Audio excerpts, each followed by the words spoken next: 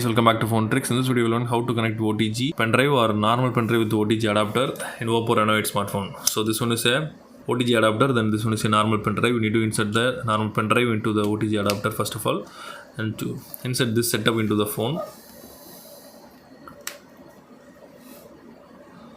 So it will automatically open my files and the phone will recognize the OTG. Now you can see the OTG available here. You need to click on that to open that. So you can see the pendrive files. If you want to copy any files from the pendrive, you need to click and hold and then choose copy and choose phone storage and copy to here.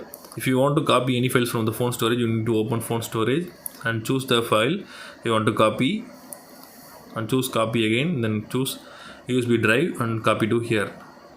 Wait for a few seconds to complete.